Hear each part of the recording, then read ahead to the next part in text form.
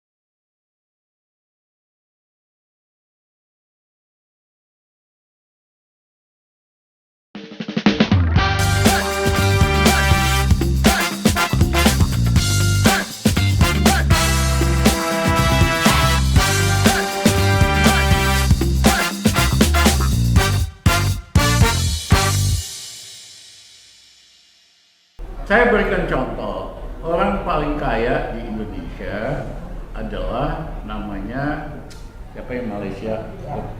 Wok namanya. Ya. Dia itu tahun lalu tidur-tiduran doang, dia punya tambang batu bara lumayan besar di Indonesia. Harga batu bara naik dari $60 ke $400 per ton. Dia tidur-tiduran aja. Harta kekayaan si Lee Kuan Yew ini, warga negara Malaysia, naik 147 triliun. Ya. Nah, itu baru si Lee Kuan Yew. Belum raja-raja tambang yang lain pasti naik kekayaannya puluhan triliun, bahkan mungkin ratusan triliun. Nah, di negara-negara, bahkan negara kapitalis, kalau ini terjadi, dikenakan pajak tambahan, namanya pajak windfall profit atau pajak kaya dadakan, karena dia kan nggak ngapa-ngapain. Kenakanlah pajak tambahan karena keuntungan dadakan bisa sampai 30%. Itu terjadi di Inggris, terjadi di Amerika, bahkan di negara-negara kapitalis. Tapi pemerintah ini sangat memanjakan oligarki. Dia nggak berani nyentuh keuntungan dadakan ini. Kebayanglah tadi kan si Kuok ini 147 triliun nambah kaya. Kalau dipajakin 40%, ya kan? Itu udah berapa itu, hampir 60 triliun masuk kantong negara. Dia nggak berani nyentuh seorang si Kuok ini, apalagi yang lain-lain. Tapi dia berani naikin pajak rakyat, naikin PPN, naikin iuran BPJS, naikin BBM, naikin listrik, naikin gas. Ya, bahkan yang mau beli rokok ketengan aja nggak boleh. Ini brengseknya habis benar. Keterlaluan. Harusnya kan yang dia pajakin tambahan itu yang dapat keuntungan dadakan. Dan itu duit gede semua, bisa dapat ratusan triliun. Nah, tetapi dia malah ribet majakin rakyat kecil. Inilah ideologi sesungguhnya Jokowi. Dia itu ngabdi sama oligarki, meres bikin susah rakyat. Image-nya sih sederhana, image-nya merayat, polisinya, ideologinya pro orang super kaya. Bahkan saya baru mengatakan Dia kan kerjanya setiap hari nih jalan-jalan keliling, pura-pura tinjau proyek nggak habis-habis. Proyek yang nggak jadi aja dia kunjungin lebih dari 12 kali kayak IKN. Setiap hari kerjanya jalan-jalan, sekali jalan tuh kan 100-200 orang. Pakai pesawat besar presiden. Mohon maaf, Jokowi presiden paling boros dalam sejarah Republik Indonesia. Harus diaudit pengeluaran dia jalan-jalan ini. Tapi bukan sekarang, nanti aja. Kalau Jokowi nggak puasa kita audit. Pasti banyak ketidakberesan. Ya, paling di situ dia pernah tuh berkunjung ke satu lokasi jauh naik pesawat, ketemu pendukungnya Jokowi cuma 50 ekor. Ya kan, padahal tim advance sudah 100 apa segala. Saya ceritanya pejabat tinggi loh di sekitar dia. Ya, saya sebetulnya tersinggung waktu Gus Dur jadi presiden. Dikritik abis-abisan, kerjanya jalan-jalan aja. Padahal Gus Dur kalau jalan naik pesawat umum, pesawat kecil, rombongannya cuma 5-10 orang. Itu habis dikritik sebagai presiden yang ngabisin anggaran perjalanan. Mohon maaf, Jokowi ini raja paling boros di dalam pengeluaran. Makanya anak buahnya ngikut. Itu Menteri Keuangan kan mengeluh. Tahun lalu pegawai negeri ngabisin biaya perjalanan 39 triliun. Ya pegawai atau dia kan nyontoh bosnya tiap hari jalan-jalan. Iya kan? Jadi jangan hanya nyalain PNS. Kamu pemimpin kasih contoh dulu hidup yang hemat. Perjalanan itu pemborosan. Baru PNS ngikut dong. Ya. Nah, jadi selama ini kita dikelabui dengan image kerakyatan, tampang sederhana, kelakuannya itu boros. Yang kedua, kebijakannya selalu bikin senang orang kaya. Orang punya uang yang memang membiayain ongkos politiknya. Nah, yang ketiga adalah soal prosesnya itu sendiri.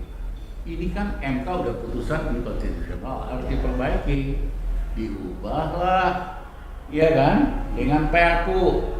Jadi ini lelucon yang nggak lucu. Kalau ada rakyat mengeluh atau masyarakat, ajukan aja ke MK. Pasti MK nolak. Karena MK kan iparnya Jokowi. Itu dalam segi hukum nggak boleh Ketua Mahkamah Agung atau Ketua MK punya hubungan saudara dengan Presiden. Karena pasti dia akan membela iparnya. Iya kan? Di seluruh dunia yang mengaku negara hukum demokratis tidak boleh harus mengundurkan diri hakim yang punya konflik kepentingan. Nah, habis itu dilempar ke DPR, ya kan? Setelah menolak, nah nanti pemerintah bikin lagi Perpu. Nah, sekarang udah rame nih kritik terhadap Perpu. Mulai lagi ada usul, silahkan ajukan kembali ke MK. Ini negara sirkus apa negara hukum? Ini negara modern apa negara kerajaan yang primitif? Terima kasih.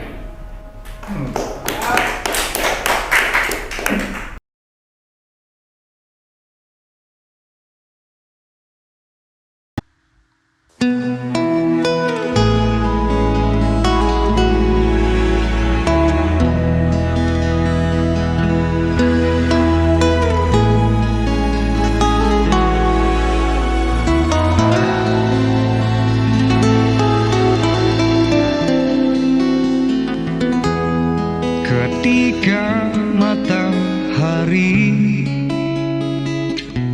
hanya di atas kepala, panas melelehkan. Ketika keadilan akan ditegakkan di hari akhir zaman. Padang yang luas, tak ada nama tapi engkau pemimpin adil.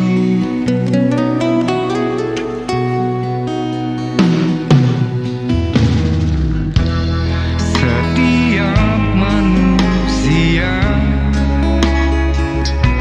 adalah khalifah di muka bumi ini. Engkau khalifah, dari khalifah kau dinaungi, kau dirahmati. Tapi engkau khalifah, dari khalifah kau dinaungi, kau diselamatkan. Dari hari pembalasan engkau bisa bawa mata air kebaikan bagi manusia.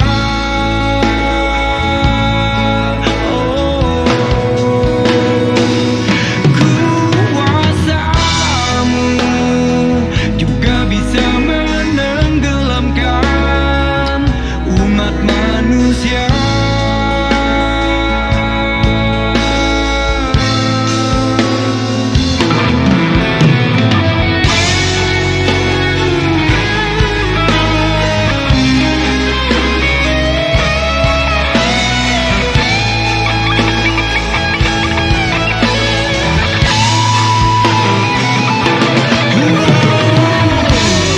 Tak ada bahteramu, tak ada penyelamat, maka adillah kau pemimpin.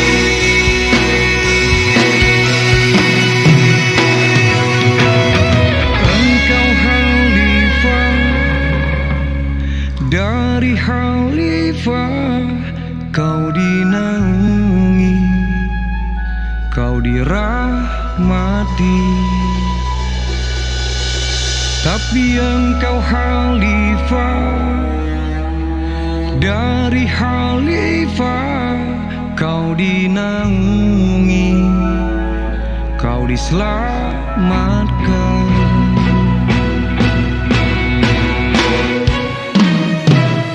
Engkau bisa bawa mata air kebaikan bagi manusia.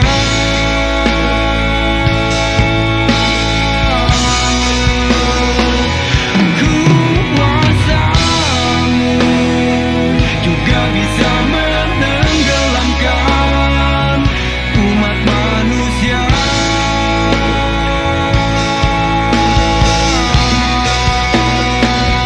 Engkau bisa bawa mata air kebaikan bagi manusia.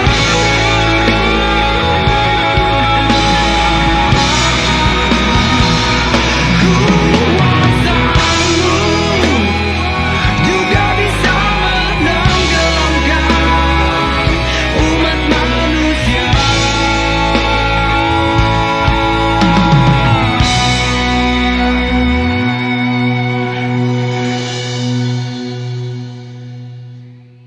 Tapi engkau khalifah, dari khalifah kau dinaungi, kau diselamatkan.